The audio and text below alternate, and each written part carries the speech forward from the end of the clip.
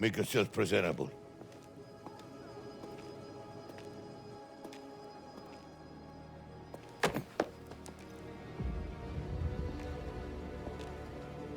You're in enough trouble, don't you think? A car is on its way to take you to a doctor. Clean this stain away. Tino, you can't do this. Tino, I am begging you, please. You're heartless, why? You dishonored your father. You shamed this family. Vaffanculo!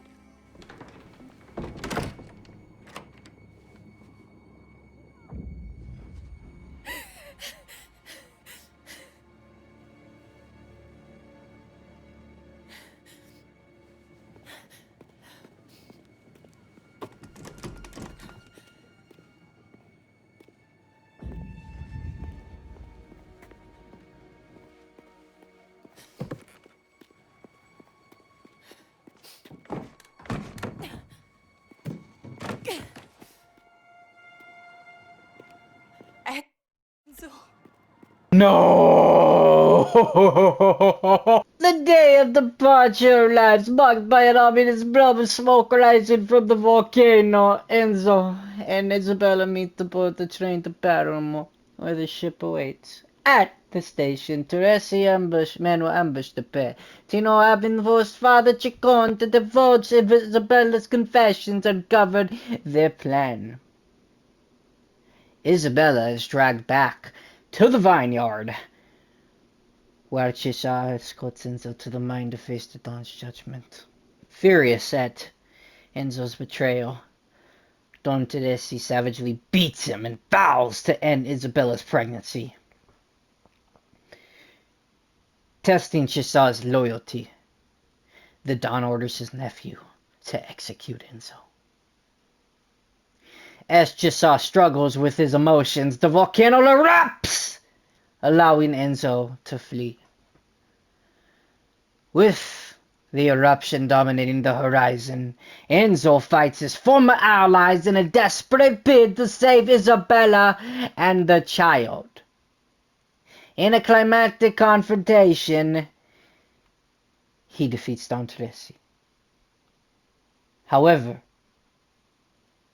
as Enzo shares a final embrace with Cesare, his old friend stabs him in the back.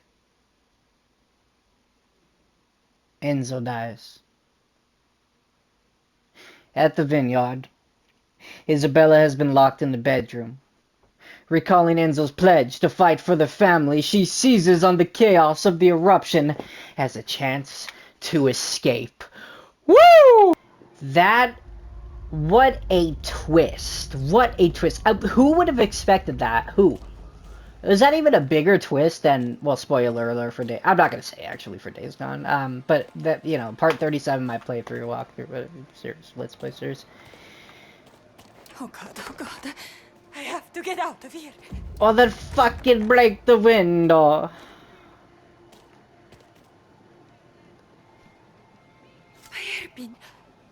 I was... Enzo's letter. Amore mio, I have been trying to speak with you this week alone, but your father has kept me busy. I have the tickets. Go with Valentina when she calls. I was thinking more about names, and why not Rosa for a girl?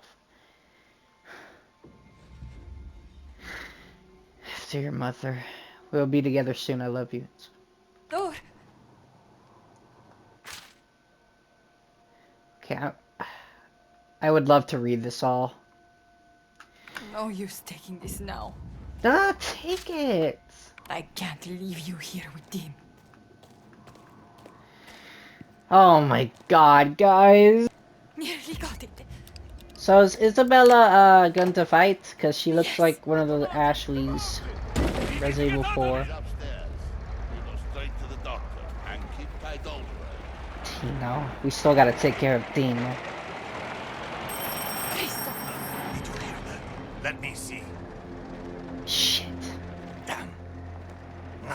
It was the phone, right? Holy shit. Oh my god. Everybody, I confirmed the plans with Father Chicon. He is a man of God, so I trust his words. If you want Kishar to go with me, I would not argue with you, but you know my thoughts on the matter. Does he not want Kesar? Did he not want him?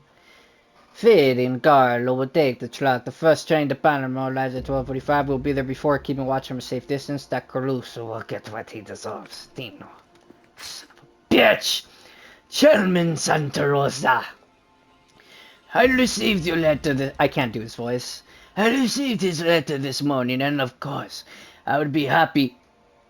I can't do his voice, dude. I would be happy to meet you with you and discuss my plans for the mine. Unfortunately, your previous manager left the business in quite the state, so there's a lot of ground to cover. However, I'm confident that I can turn things around in a good time. I trust that Baron Fontaine has reassured you of my capabilities. It would be a pleasure to host you at my home for your next visit, though I would know previous managers have preferred an evening at the opera.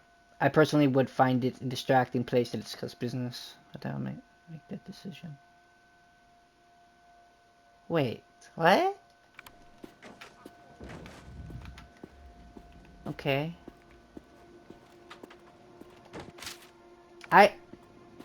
I'm so shocked. I don't. Do I think Enzo's dead? Well, oh, Jesus. I mean, obviously he's dead. If the dawn gets back and it hasn't been done, we'll be dead. Shit. Fucking shit. Stupid, stupid, stupid, stupid, stupid, get out! Get at your house one last time before you leave it, my girl. Wait, get the end. Wait, what? What? Huh? Wait, am I stupid? What do you mean, get the Enzo? She's gone! What is going on here? She's not in her room. Minchioni! You let her get away! Find her! Now! No one leaves until that girl is found. Come on. What? How was I supposed to know he was gonna come around the corner? She's out! She's gone! What is going on here? Isabella! Guess I just gotta wait. Minchioni! You let her get away! Find her! Now! No one leaves until that girl is found. Agostino! Look at the mountain! You grew up in its shadow. You shake yourself every time the ground shakes. Do your job. If we don't find her soon, I'm gone. No one comes in or out. Tino's orders. Signorina Torisi. Please, you have to help me. They're going to hurt me. My baby. Can you get me out of here? I can try and distract them. Get out to the cellar. Oh, That's... Oh my god. Careful, Signorina. Oh.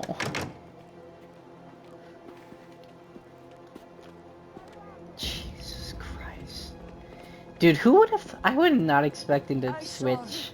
Signorina Torisi. No, fuck you. Fuck I you. don't know. I think she went out to the back. Okay, I was like... I need you to be sure. Tell me where she went. All right. I'll show you. Wow, what a baddie.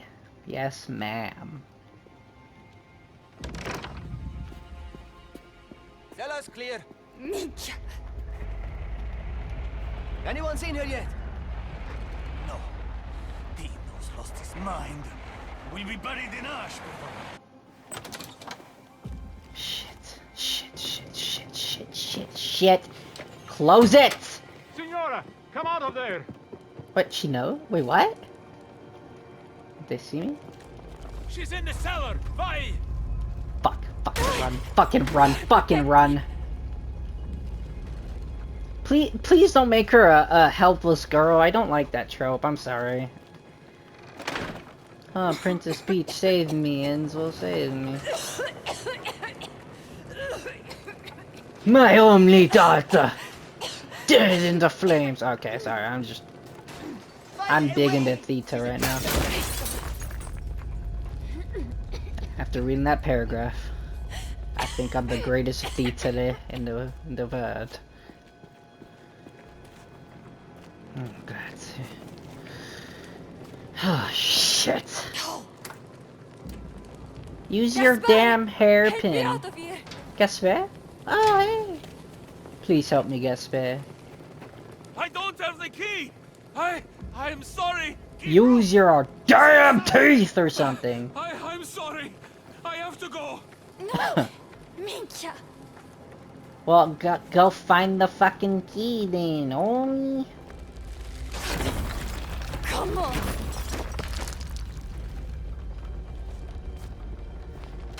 Shit.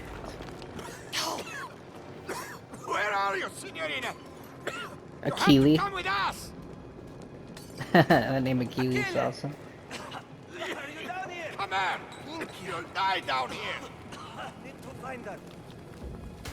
Yeah, I'm not in here, sorry, bro. You'll die down here.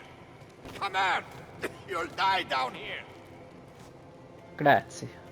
Perfetto, perfetto.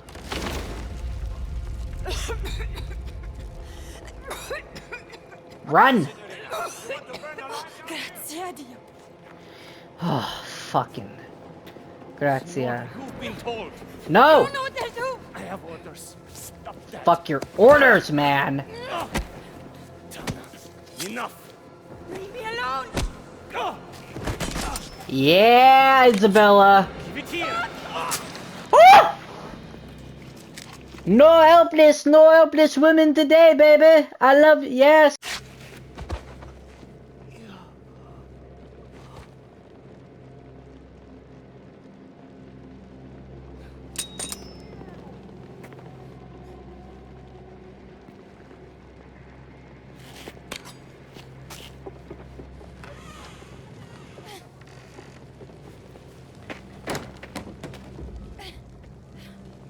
Alright, that's obviously Isabella's first kill. Stop hiding! How, Please, come out so we I don't can think stop she'd, this. you know, kill more than she has to. Madre mia. Stop hiding! Shit, Please, dude. come out so we can stop this. What do I do? Nothing there. Keep your eyes open. I don't think I should. He didn't even fucking hesitate. She's not here. I see her. Great. No! No, get off me. Great. I want to see the kill animation. Oh shit!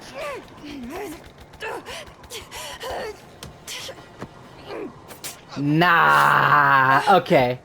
I actually don't want to do that. God damn it, dude. I don't want to kill, but I think I might have to. Unfortunately.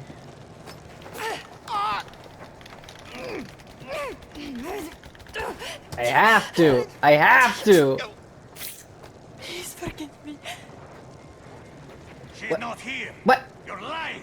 What? No, I What? swear. Guys. She ran off of these two. Guys. Soramusi. Sisi? She didn't go through the cellar? Maybe she got scared. Turned around. I don't know. If we don't find her, Don Torisi will hear what you did. I've told you all I know. I swear. Now let me go. Yeah. Forget about her. We need Isabella. Yeah. Forget about her. Guys, hold on. Like, did y'all see that? I'm sorry, I'm just kind of flabbergasted. Ninja. I know I didn't have to kill him, but...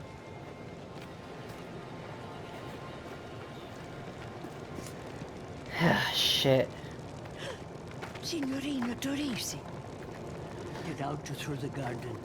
It's the only way. Grazie. Let them see you. Grazie. Grazie tutta. Scheiße. Yes, bottles. What are we doing? We have to stop her. What was that? Did you Fuck. see? Fuck, fuck, fuck, fuck.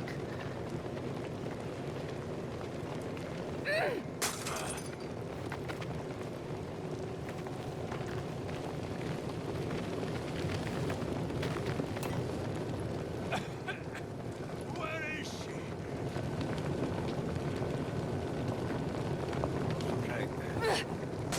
Are they gonna walk into the fire? That'd be so funny.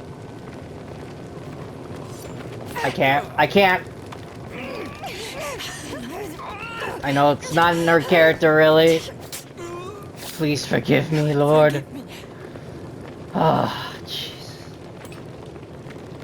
Where's the other guy? Shit, man.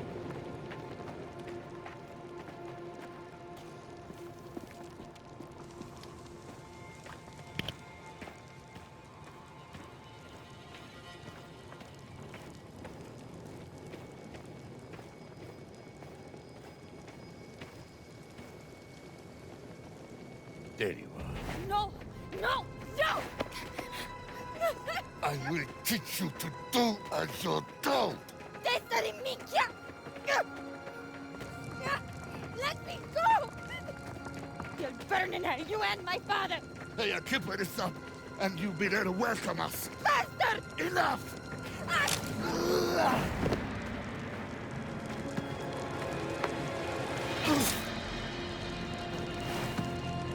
Putana! This has gone too far. Oh, shit. Oh, shit. This is like The Last of Us. Nah, they got so many. He's dead, buddy. You're not leaving, Isabella. I wanna Kill him? Of course. What's what murder to your list of sins? Yes, I already killed like 3 people. This place from you! Oh, Jesus, Dino! Ooh! What did you do? Pizza putama.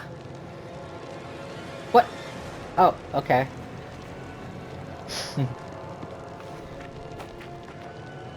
Lots of elements from The Last of Us. Caruso has corrupted you. Come back here. Oh, come on, you can't, like, come on. Don't do this!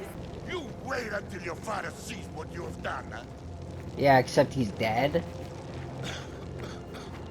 Where are you, girl? You'll pay for... You're a monster! Yeah! My father! If he gets released like I told him to, none of this will be happening. God. Okay, one more. Just give me one more soma.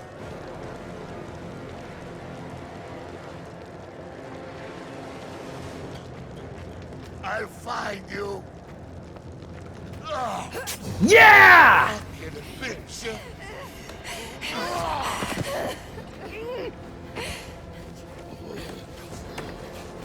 Frankenstein.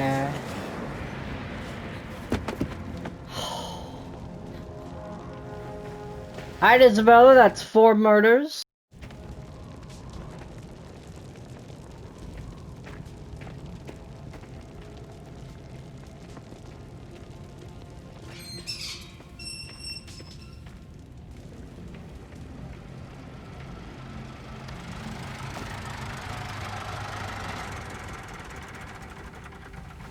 Leave me, stay back! Where is Enzo? Where is he? Cesare, where is he?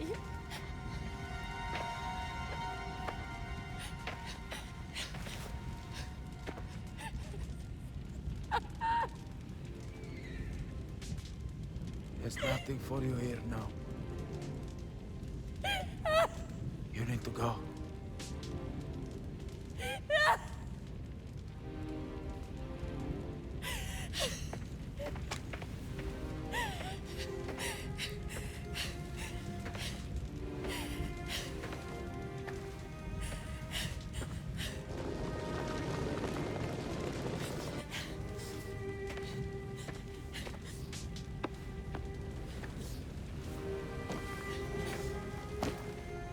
Andiamo.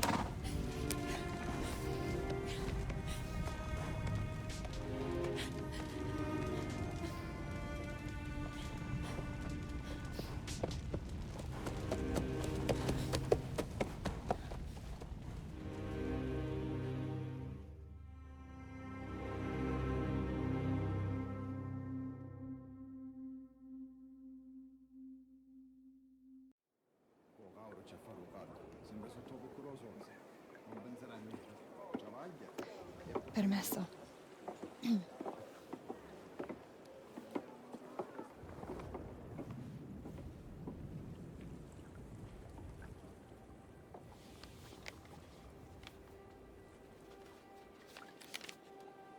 Amore mio, we'll remember today for the rest of our lives. It's the day we chose a future for our family. My father left me for dead. Our child will live how they choose. Just knowing that makes everything we've been through worthwhile. I can't undo my past, but you helped me to rise above it. And for that you have my love, my loyalty, forever. Enzo.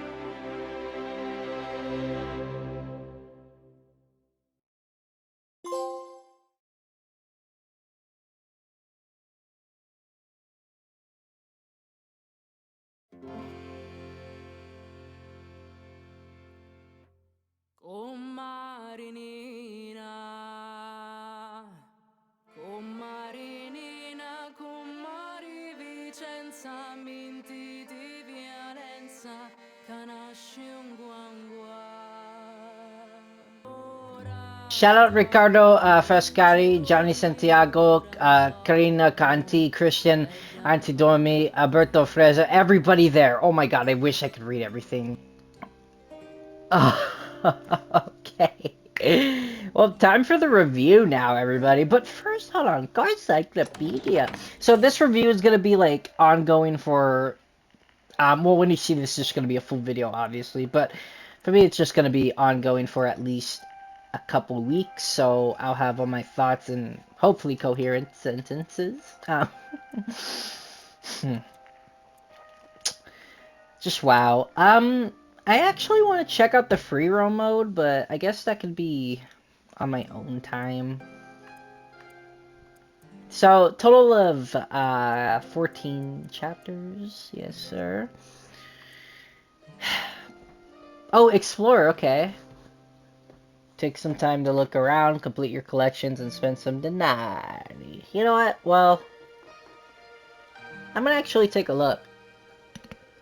Mafia, the Old Country, is a narrative-driven linear experience that teaches you a lot about the Italian culture and the Sicilian Mafia. The world building is fantastic. From the notes scattered around the map, to conversations we could hear by walking around the land, everything is beautifully crafted with care and fleshes out the world to perfecto quality. The world itself looks beautiful. The map is in a form of a painting and it looks amazing. The whole game looks amazing and I love looking and traversing the map. It is just such a great time. The score and soundtrack are great, accompanying the story beats well. The acting is spectacular, the writing is great for the most part, the dialogue is authentic. A lot of things in this game, narrative-driven wise, is well done. So for this narrative section, I'll be talking about a lot of plot points and characters, but not everything, so please be aware if I do miss anything, and if I do miss anything that I want to talk about, I'll put it in the comments. I love the portrayal of the life of a Caruso. The prologue perfectly captured it and its historical accuracies that many had to endure as slaves, how horrible the conditions were, how young men were eligible to work from the age of 5 until they ultimately die, unless they could find a way to pay off their debts. They would go to bed hungry and work double shifts for no extra pay. Those are just some of the elements of being a Caruso in the early 1900s that was portrayed greatly. Hangar 13 did not hold back on it, and I just have to give him a huge round of applause. Overall, the portrayal of a Caruso and the daily life of one was captured so beautifully. One thing about the section I love is the scene where Gaetamo reads a letter from his uncle from Empire Bay. I love the American dream theme. It's something you never see in these Mafia stories from the perspective of someone who's outside of America, but this first scene to show that everyone yearns for the promised land was greatly executed. It's shown more subtly later, but I probably won't touch on it until the ending, but just know this is a well-conveyed theme throughout the whole game, and I appreciate it very much. The section also sets up Enzo and his conflict with the Spadalos, Merlo and his brother as well. The death of his friend Gaetamo was an excellent plot device to give his players a sense of who Enzo is, how reactionary he could be, and how his personality and moral system is as a whole. He wanted to leave this place once he was free, but like I said, the death of his friend was a great plot device for not only Enzo's characterization, but to move the story forward. We face Merlo, slash his face, and escape. This establishes the overarching conflict of the whole game, and although it isn't the most important conflict in my opinion, as that was the love that Isabella and Enzo shared, and the family disapproving of it, it was a great way to move the story forward and give the writers a space for more room to write. I love the moment when Enzo meets the Teresis when running away from the Spadaros. It encapsulates the power that Bernardo Teresi has on his land, not daring to let anyone fuck around or be in it without permission, as he states when talking to Merlo. It also shows his values, as he tells Luca that he'd rather risk war than let his enemies overstep without consequence. I really hope I'm doing that voice right. I find the exposition we get from Luca about the Don's growth of power and how he started off with nothing to be a very good placement, and it didn't feel forced at all. It felt natural. And the reason I bring up why it didn't feel forced and natural is because a lot of games nowadays, I feel the ones I play, maybe not nowadays, but the games back then, like to have exposition that feels very unnatural. If you have, like, let's say exposition not feel natural, it kind of takes the immersion away, and it just feels more of like a I guess storybook instead of feeling like the events you're actually experiencing through Enzo's lenses, you know? I really appreciated the introduction of Cesare. It really made me not like him at first, but of course when the story moves forward, our sentiment becomes changed. And it's just such great character development. We get to spend time with the family and learn more about their ways and learn their power position, the powers. And it's just truly applaudable to all degrees. I find it amazing, and Chesterley's character development and Enzo and the players liking him more when we spend more time with him. It's textbook character development. I love it. Enzo meets Isabella soon after, and it's a great scene that sets up the future events and sets up the dynamic between the two. The introduction of Tino felt great, as having us not actually meet him while being introduced to us from Luca was a great representation of his character. Tino is cold, he's pretty stoic, he doesn't like us, he doesn't trust us. It's just great, and I feel like it really comments on his character. The next story beat is Enzo winning the horse race for the family. I want to bundle this in with Enzo winning the car race, as I thought both were done fantastically. The setup of the horse race and build-up of the car one was fantastic, and it builds up Enzo's ability as a man, and provides great development to everybody via the celebrations and more. The horse race also provides a great sense of payback to the Spadaros, and a twisting of the knife, as Luca puts it. It's great to build up the last fights we have with the Spadaros, with Il Muro, La Ombra, and Spadaro himself. It's just great build up to the climax of the specific parts of the story. We also get a stern talking to from Luca when seen alone with Isabella. It's a bad thing to be alone with Isabella, as people can start talking and put rumors that Enzo is with the Don's daughter, and the family can't have that. It's further expressed when we are alone in the garden with Isabella. Tino expresses that sticking around where we don't belong, or being alone with Isabella, is the last thing we'll ever do. At least that's how I interpreted it. Someone like a Caruso is very forbidden to date the daughter of a Don, and it's a great contrast to Enzo and Isabella's feelings. It's clear that Don Teresi is very protective of his daughter, and will want to have his daughter marry who he says. When we meet the Baron and Gennaro, his son, we see that Don Teresi and Baron Fontanella wants Isabella and Gennaro to get married, so that not because they love each other, it's more so because there'd be a bigger power dynamic if the two families merged together. Don Teresi's rules and reign is further explored when we are collecting Pizu in Chapter 3, where the people living on his land have to pay up for the protection insurance they are getting. Don has land, people live on it, they have to pay for protection, we collect the payments at the end of the deadline, etc.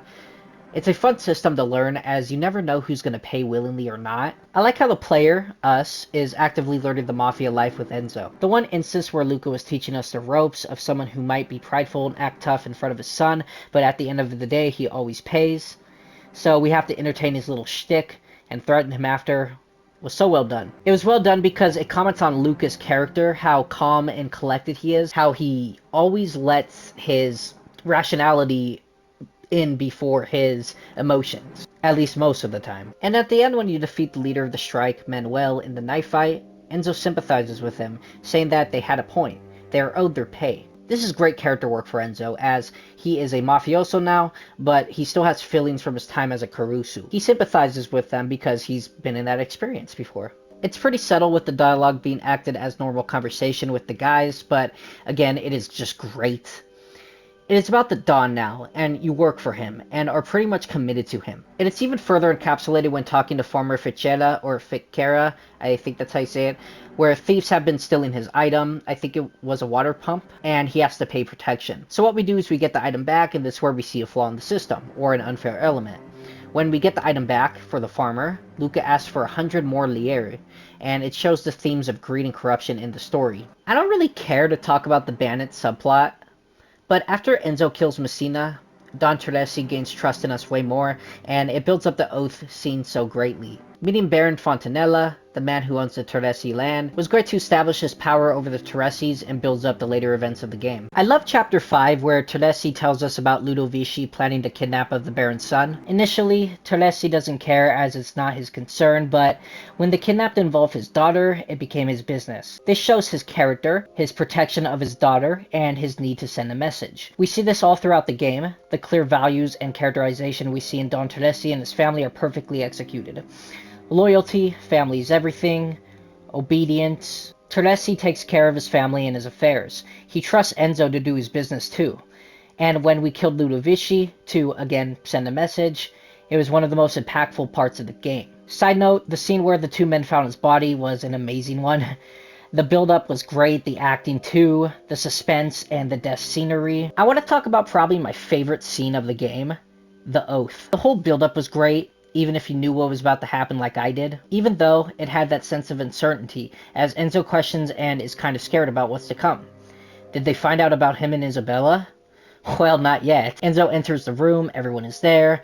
Don says to come forward, Enzo complies. Enzo sees the Don behind a table with a knife and picture of a saint, and explains that all of the men present are bound by blood. It is the greatest written scene and acting in the game. The whole speech that Bernardo gives, the family and Mafia as a way of life, a code of honor, brotherhood. It is binding. It is not forgiving. It was great. To betray one is to betray all. So many quotable lines here. Enzo obviously commits himself to the family, despite what he might be feeling at the moment. It's sudden, and that is intentional. He has to go with the flow, and later he thinks he could change the Don's mind about marrying his daughter Isabella. This is a weakness in Enzo as a man and as a character, because he thinks he could convince the Don that he can marry his daughter. And obviously this won't work, and I don't understand how Enzo doesn't see that. It seems like Enzo cared at first, but he completely dismissed it with subsequent meetings. The repeating of the words that Teresi gives Enzo is great foreshadowing too. My flesh must burn like the saint if I do not keep my oath. This is pretty much what happened. Enzo didn't keep his oath, was stabbed by Cesare, left to burn in the mines. The celebration after Enzo became a made man was also amazing. It reminded me of the celebrations of Red Dead Redemption 2 when we got Sean and Jack back. Just so much bonding and character development in the scenes, and it's just, again, it's perfect. I really liked the moment of riding with Cesare and Leo, and how it built on the relationship of Enzo and Cesare. It really made the moment at the end hurt so much more when Cesare stabbed us. The juxtaposition between Teresi and Galante in Chapter 6, where they talk about the Spadaro's corruption, was encapsulated in this one exchange. We can match Spadaro, and have the strength to match him lira for lira. Then Teresi chimes in, "Oh, bullet for bullet." This is great writing, and a great way to show that Galante is more of a mediator, as we see, and Bernardo is reactionary and wants more bloodshed if he thinks it will be justice. And when he gets killed later, it provides a sense of irony. What was told very well, just like most of the story, is Enzo getting his revenge on Merlot and his brother. Firstly, La Umbra. Seeing him run like a coward is a common theme between him and his brother and Spadaro. This is the least satisfying of the 3 kills we get for sure, in my opinion, but it's still great. A terrible accident, as Cesare put it. The scene of Spadaro and Merlot meeting Teresi and Galante was great. We get to see Galante be the mediator, and as I said, when he gets killed by Spadaro's men,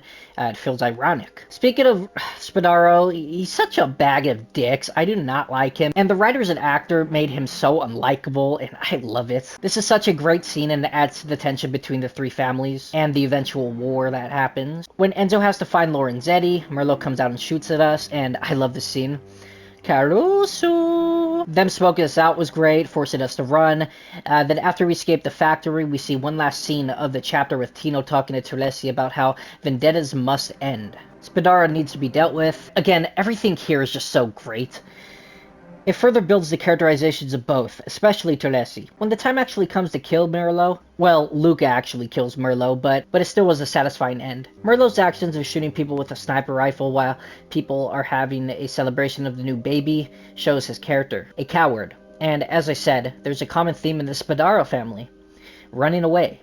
La Ombra did it, Merlo did it, and soon Spadaro will. Chapter 11's opening scene with Fontanella, making it known that he has a problem with the bloodshed that Teresi and the Spadaros are given, was executed very well. Teresi's character shines more here when he responds on how the Spadaros attacked him first, and how cowardice is repaid in misery. The theme of standing up for your beliefs is present here, and this is what makes Bernardo Teresi such an intriguing and well thought out character. I love how, again, Don Glante is the mediator of the two sides, so he asked Teresi to negotiate with Spadaro. This whole scene comments on how war in the Mafia life is bad, sorta on the nose.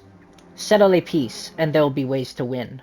But if you continue with the bloodshed, there won't be any ways to win. Anyway, Galante is able to get Spadaro and Terlesi to have a meeting and negotiate, but as we all know, Spadaro had something else in mind. At the meeting, they kill Don Galante, and they try to kill us and everybody else that's on our side. They do get Luca on the shoulder and stomach, and eventually Luca succumbs to his wounds. In Luca's last words of "God forgive me, Enzo, look at me. Get out, if you can, get out." And this was great for Enzo's character arc, as it was heavily reliant on Luca Trapani. Luca was the one there for him at the start, there for him during the middle, and there for him on his own deathbed, telling him to get out while he still can. At this time, Enzo was committed to the family, but now his mentor figure who taught him everything is telling him to get out. This was so important to the story, and was the catalyst for Enzo to leave the family with Isabella. This idea was in Enzo's head before, as Isabella was telling him, but Enzo thought he could convince the Don that he could marry his daughter and get the blessing from him, but as we know, that didn't happen, and that would never happen because Enzo was always seen as a Caruso to Don Terlesi, no matter how much he did for the family. Following Cesare to the vineyard, we get some great exposition on the mindset of Cesare, saying that the Don needs us. This shows he's loyal and kind of tells us he's too far gone. When Enzo talks to Teresi about Luca's body, he explains that he's been betrayed by Fontanella and that we aren't with him anymore. Spadaro won't stop, so we have to hit them when they least expect it. Enzo, at this point, finally sees a way to prove to the Don that he is more trustworthy and maybe could get the blessing to marry Isabella. Anyway, before Enzo goes on the job, Isabella pulls him aside and lets him know that she's pregnant and she's mad at him for going, but Enzo goes on the job anyway and does what he is asked. Kills Fontanella and Spadaro. But of course, Spadaro runs away before the final fight, and like I said, it highlights the theme of the Spadaro's family being cowards. But anyways, after we escape, Enzo goes back, and Don Terlesi calls him his most dutiful soldier, and he told him that they buried Luca while he was gone. Enzo goes to the grave, Isabella shows up. She overhears Enzo saying he was willing to die for the family, but now it is time to live for his own, and he apologizes to Isabella. "I will not die for another man's pride. We will leave for America in a few weeks." But backpedaling a little bit, I just want to say, during the ride to killing Fontanella and Spadaro, Enzo looks at a picture of Empire Bay, which I wanted to bring up as it mirrors his friend Gitamo's aspirations in the beginning of the game, and further highlights the theme of yearning for the American dream. He also asks the priest, is it a sin to choose happiness over duty? And it further develops Enzo's change from being loyal to the family to his own happiness. Anyway, apparently Enzo has been AWOL for a few weeks, and when he's back, Enzo is surprised by the news that Don Teresi is giving him ownership to the sulfur mine. Enzo realizes that this mirrors his enemy Merlo, and that workers will have to work longer shifts again. And in a way, it makes Don Teresi look way worse than Spadaro and Merlo could ever be. And it does. Enzo sympathizes with the workers and understands their pain, so to be one of the people who runs it now, it doesn't sit right with him. Anyway, there are a few loose ends to tie up, all from Spadaro, so we basically get him, and while we do that, we could pick up that Cesare seems a bit jealous of our position and that we are moving up higher. But anyway, time to go to America. Galante gives us 2 tickets, we say goodbye to him, we go to the station, but get ambushed by Tino and the Terlesis. They find out from the priest, I think Isabella told the priest, and we are basically fucked. Cesare asks Enzo what he was thinking. Enzo specifies his views about the Mafia life, and that the Don is and says the Don is evil and made him a murderer and thief. He is outraged, and like I said, the Don wouldn't dare let a Caruso date his daughter no matter what he did for the family. So after Teresi finds out, Cesare brings us up to him, and he beats us up. Then a volcano erupts as it was built throughout the game. I just didn't mention it. Teresi wants Cesare to prove himself and kill us. He doesn't kill us as like I said, the volcano erupts. Enzo tackles Cesare out of a window. They have a knife fight. Enzo wins but spares him. As Enzo and Cesare build a rapport up this whole game, and they are friends, and he doesn't want to kill him. Enzo leaves him though, ends up fighting Teresi and beats him, and Teresi tells Enzo that he can't change what he is. And right after killing Teresi, Cesare comes up and apologizes, and of course he stabs Enzo in the back, literally. Enzo dies.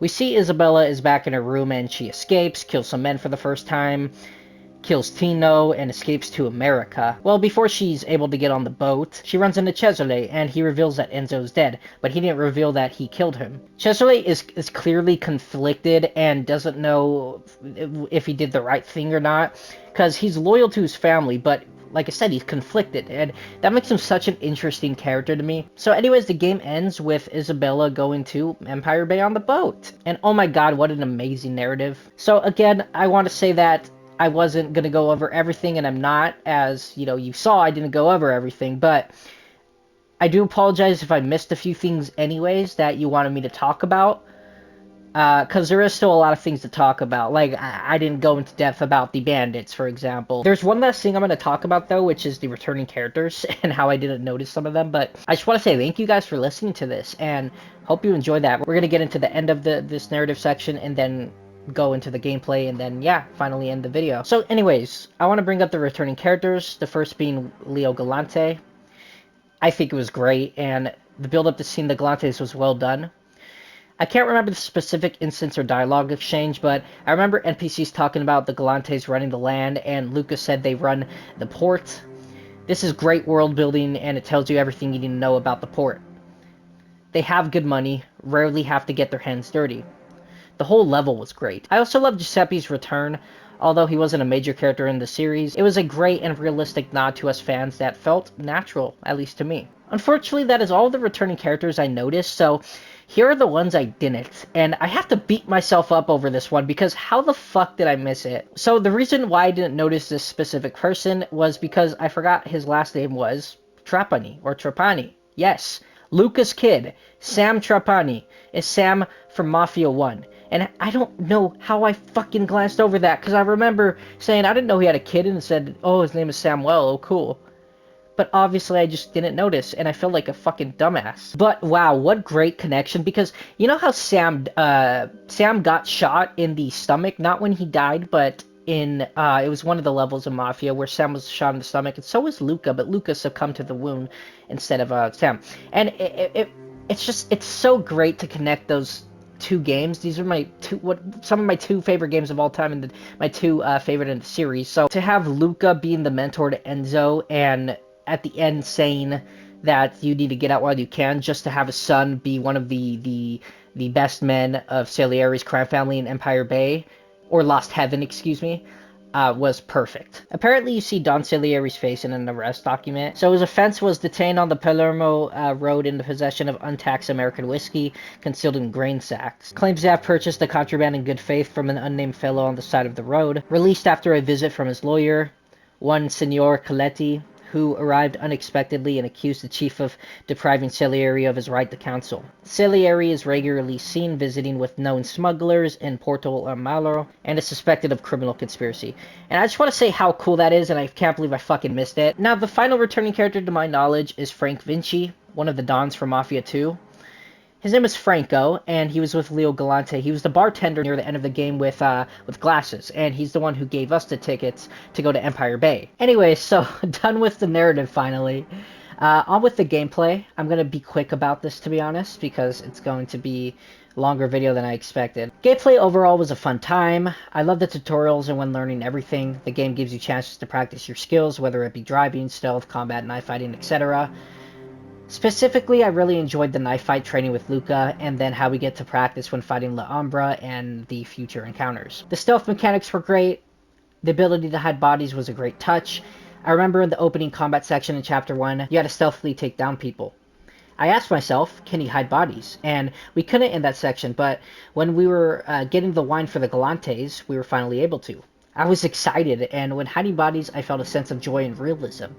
However, where it unfortunately took me out was when I asked myself, can you hide 2 bodies in the same crate? And yes, you could, but the bodies disappear when opening the crate again. And if you look carefully, you can see the exact moment they disappear. This might seem small, but it breaks the realism and immersion. But again, it's a nitpick and a small issue, and I really try to ignore it for the rest of my playthrough. Throwing coins or bottles to distract the guards were great, and the AI felt so alive when walking around, and I generally feel like they took inspiration from The Last of Us 2, an incredible gameplay system, stealth-wise at least. I love when there is dialogue when the AI finds a coin, it's my lucky day, and they get stabbed in the neck. It was great. But a nitpick though, when you throw a coin sometimes and the AI inspects, they sometimes don't inspect where the coin was actually thrown, so it breaks the immersion and makes it, you know, feel more gamey than anything. But again, it's a nitpick, and although it happened several times in my playthrough, it wasn't game-breaking by any means. Speaking of stabbing, when using the takedown mechanic with the knife, it feels great and swift like it's supposed to be. For the takedown mechanic without the knife, I originally didn't like it, as I mentioned in my series. You have to spam square to choke him out, and I found it was a hassle. But it grew on me because I realized that it is meant to be a hassle and hard, and obviously meant to mirror real life, where taking down an enemy isn't so easy with just your bare hands. So it grew on me, and I eventually found it as a positive. The gunplay felt janky at first, but with all things, practice makes perfect, or at the very least, a comfortable time. I loved each gun I used. They all felt dynamic and unique, just like Mafia Definitive Edition, but I feel like this was a way better system, or way more polished, I should say.